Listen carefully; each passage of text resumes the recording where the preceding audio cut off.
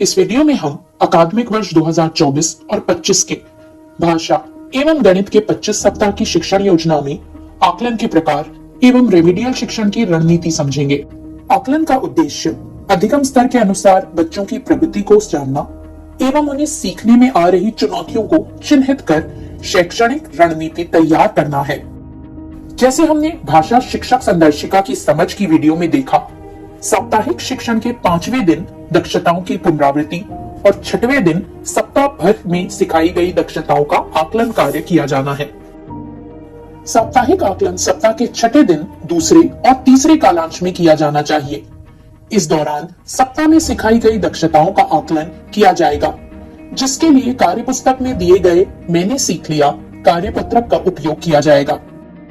कक्षा 1 के बच्चों का सप्ताह 14 से 25 तक साप्ताहिक आकलन किया जाएगा, जहां बच्चों को सिखाए गए वर्ण, अक्षर या शब्द को पढ़ने और लिखने का कार्य उस सप्ताह के मैंने सीख लिया कार्यपत्रक से दिया जाएगा। कक्षा 2 और 3 के बच्चों का सप्ताह 1 से 7 डिकोडिंग पर और सप्ताह 8 से 25 पढ़कर समझने का आकलन किया जाएगा। सप्ताह 14 से 25 बच्चों के साथ प्रवाहपूर्ण पठन का आकलन किया जाएगा, जिसके स्तरित पाठ कार्यपुस्तिका में दिए गए हैं।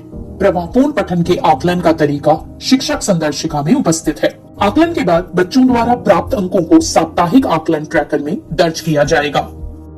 आकलन के परिणामों के आधार पर बच्चों को 2 समूह में बांटा जाता है। समूह ए, जिनको 50% से कम अंक मिले हैं, उनके साथ रेमिडियल कार्य कराएं।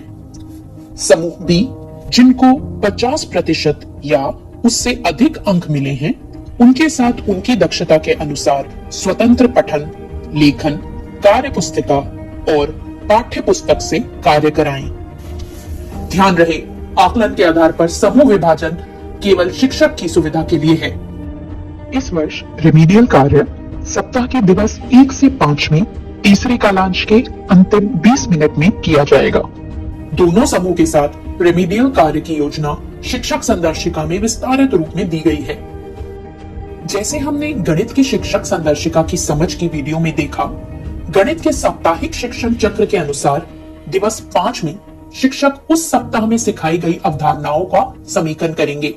साप्ताहिक आकलन के आधार पर शिक्षक द्वारा बच्चों के साथ दिवस 6 में रेमिडियल शिक्षण और पुनरावृत्ति पर कार्य किया जाएगा।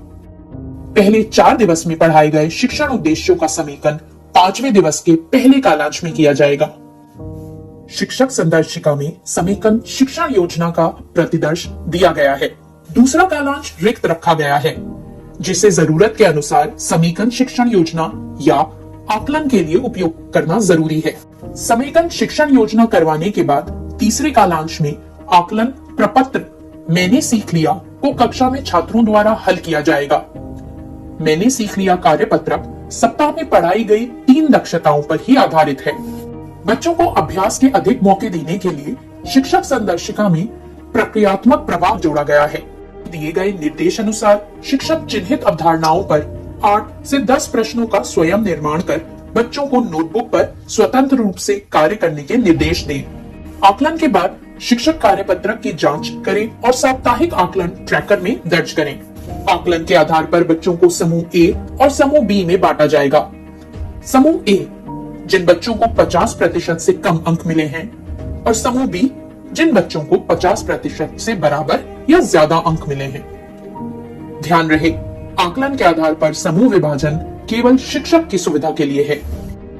दिवस 6 में सभी बच्चों को रेमिडियल शिक्षण योजना पर कार्य कराएं और समूह ए के बच्चों के ऊपर विशेष ध्यान दें। इस शिक्षण योजना का शिक्षक स्वयं निर्माण करेंगे। उदाहरण के लिए एक प्रतिदर्श संदर्शिका में उपलब्ध है। दिवस 6 के तीसरे कालांश में कक्षा के सभी बच्चों के साथ साप्ताहिक पुनरावृत्ति करवाई जानी चाहिए। साप्ताहिक पुनरावृत्ति के लिए कार्यपुस्तक में कार्यपत्रक दिए गए हैं।